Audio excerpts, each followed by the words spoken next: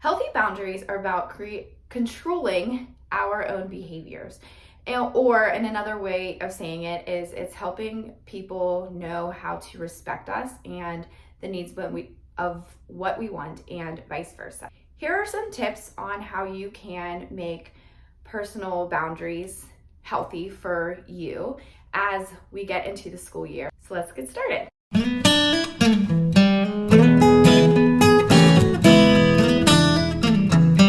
Hi, I'm Alexa and welcome to my YouTube.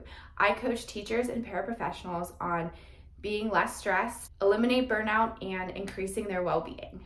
Setting clear and personal boundaries is really key to success as a teacher or a paraprofessional. Setting the boundaries is really for relationships. And to start, my definition of setting boundaries is allowing you in your relationship, in this case, it's teachers, paraprofessionals, administration, principals, and actually parents and students. It is a way to communicate your needs and your wants, and then also vice versa. Some people actually have an easier time setting boundaries than others, and I believe that the difference between that is just personality-wise.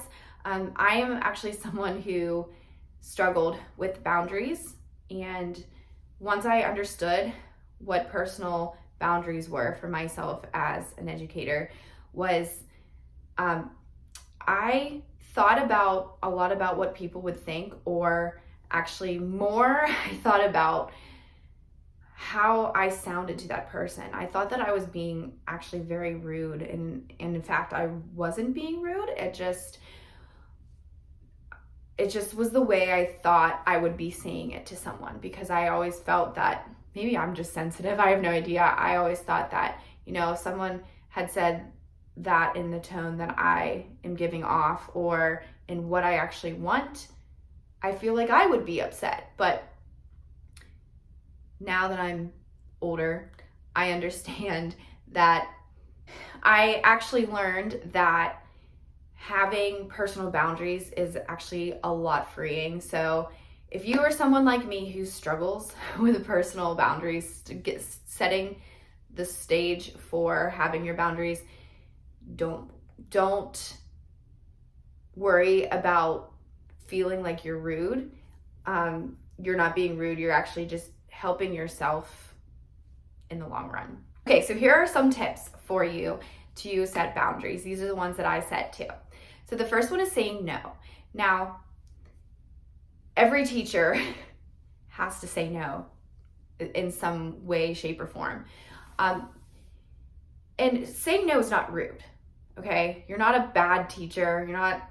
No one's going to come after you if you have to say no to something. So for example, as a teacher, especially as a specified teacher, so I'm health and physical education, there are times when I could be asked to run this camp after school or do this during the school year for kids so that they can be active.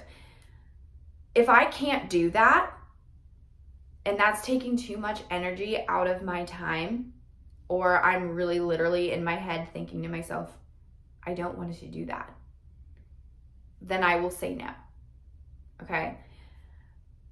There are times, maybe there's something that I can do, like a club, that would better suit me during the school day versus at night, because I also am a coach.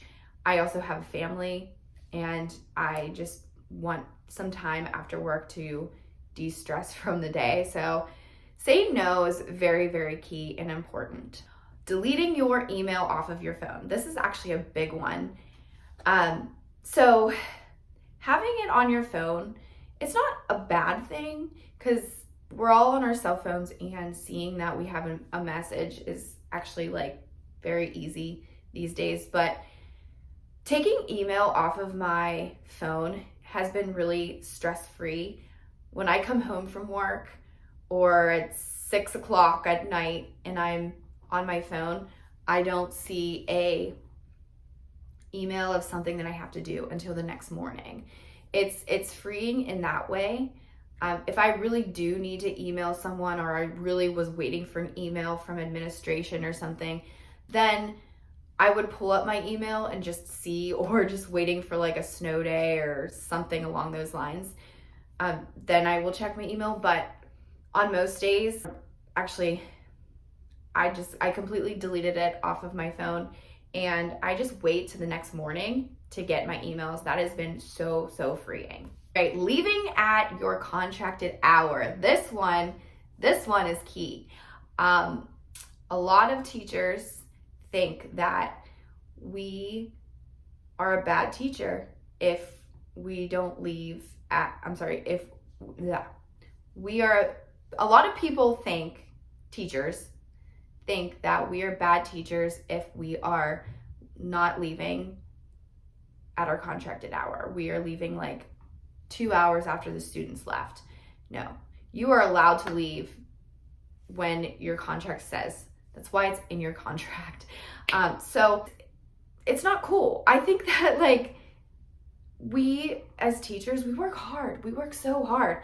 And I get it. We have papers to grade. We have grades to put in the grade book. We have things to do, the like busy work. And so during that time, that's the time that we're really like, hey, I can actually get this done because I don't have kids coming up to me. I don't have to like have any distractions. But really, leave work at work, go home, because you know you have a life at home too. So that's another boundary that I really like and enjoy. Another one is limiting when parents can talk to me. This one is so freeing when you actually if you are someone who struggled like me, when you have that confidence to finally say this, it's like, oh, okay. So a lot of us possibly give out our cell phone number or our email. Hopefully they have your email, because you need to be in touch with parents.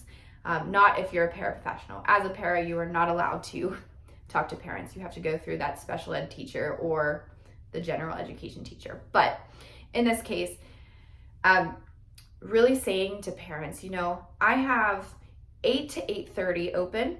I have 11:30 to 11:59, or after school hours. The time that you can email me is between 3:45 and 5. After that, you will need to wait till the next morning for me to email you back. Thank you so much for your understanding. And once you leave it at that, they are so much more respectful. Some parents might try to push that boundary and get around it because they might really honestly need something, but don't let them. Don't let them. When you say that, it's like it's very clear, and a lot of parents are like, oh, like, okay, because you know what? You have a life. Like I've been saying before with all the other tips and tricks, you got a life. So don't let them try to push into your life when you're trying to watch your favorite show on Netflix, or you're trying to eat dinner with your family somewhere. No, you have those hours, and if they email you during that time, absolutely perfect. If not, sorry, waiting to the next morning. Okay, and last but not least, eat your lunch.